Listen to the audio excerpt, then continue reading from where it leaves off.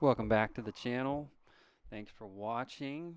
If you remember the last video, I finished up framing out this wall right where the doors go, and I'm adding the house wrap, or basically it's a vapor barrier between what will be the siding and the physical wall itself. I don't know what kind of siding I'm gonna do yet, if I'm gonna do actual siding or if I'm gonna do some sort of like a cedar wood or something like that. I don't know. Comment down below what you guys think might look good. But this house wrap's pretty easy to work with. It feels like a really thin tarp.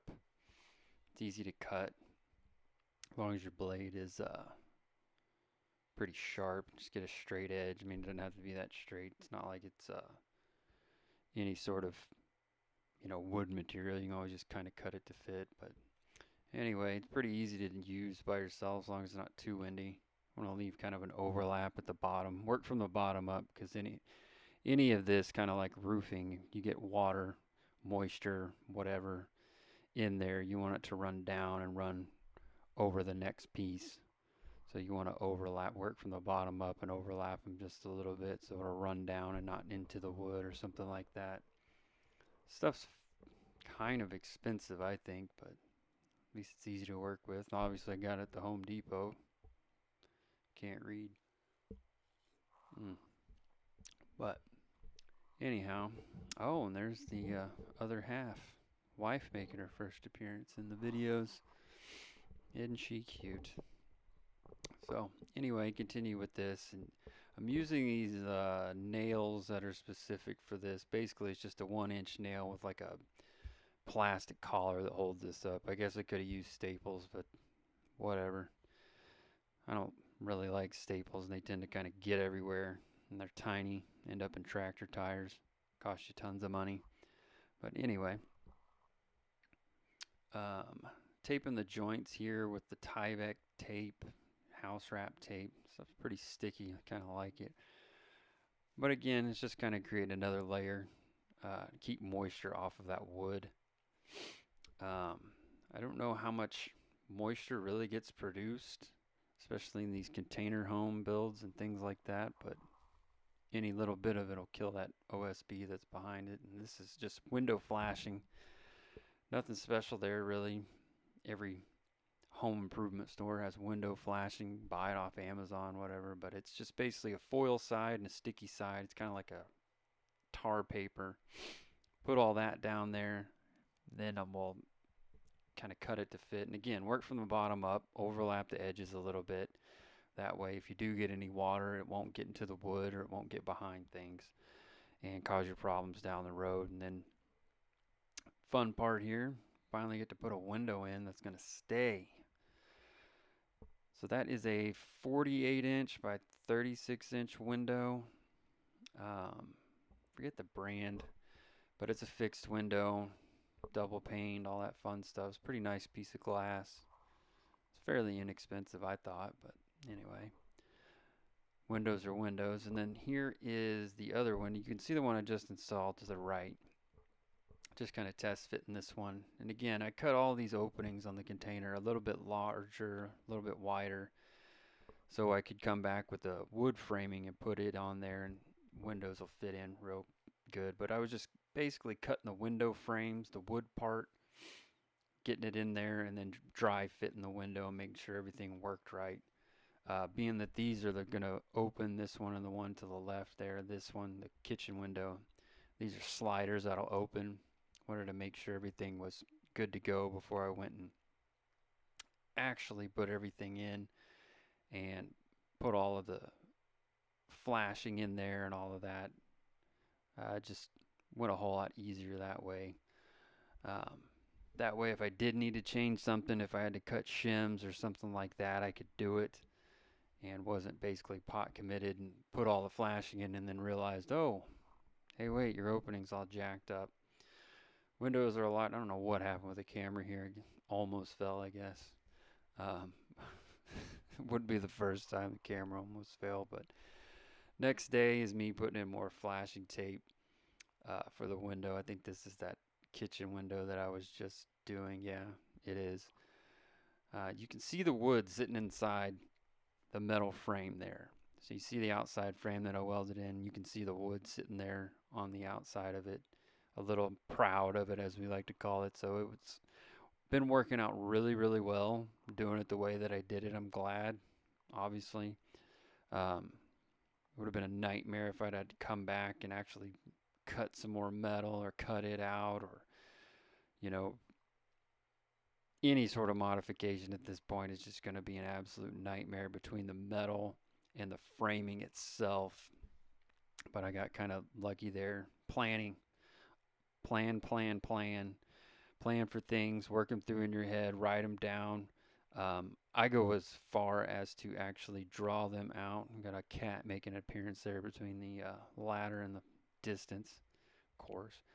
But I go as far as to drawing it out on paper, drawing it somewhat to scale, getting some pieces of wood and things like that. And I, I'm a very visual person. I need to put my hands on it, so it always works out to do that. At least for me. I don't know. Maybe some of you can do all of this stuff in your head and it just all works out. But I'm doing this with an actual architectural plan. And the thing that you'll find, hate to insult all you architects and all you guys that run the computers and do the drawings and the drafts, but you're right about 90% of the time. I'm sure there's a whole bunch of blue collar contractors and tradesmen who just shrugged their shoulders and said, ha, 90%. You guys are right a lot of the time, but when you're wrong, you're dead wrong. And luckily, I kind of knew that going into this and was able to kind of modify things here and there. And the things that didn't necessarily make sense at first, I was able to kind of, I don't know, game plan them out before I got to them. My plan that was drawn for me actually called for the openings to be cut exact. So the metal part to be cut exact and the metal put in there. I didn't like that, so I modified it and cut them too big.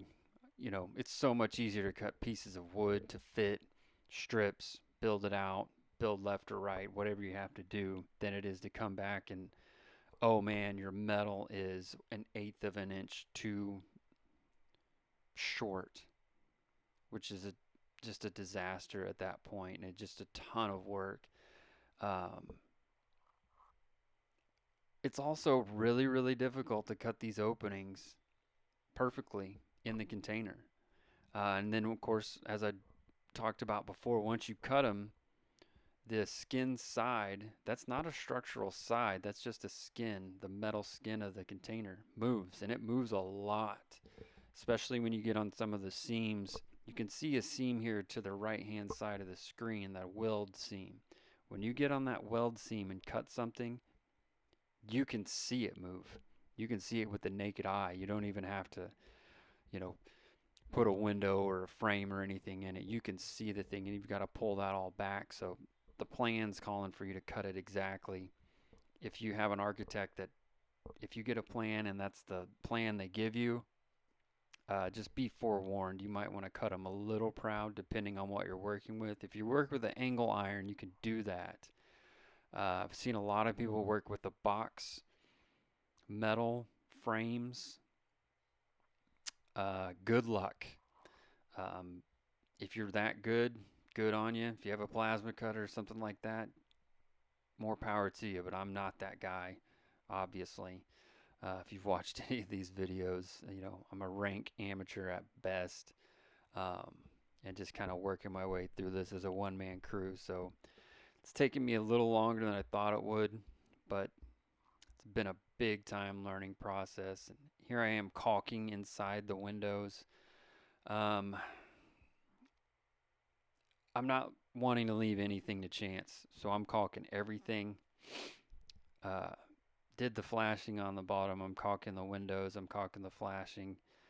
Um, caulk is cheap.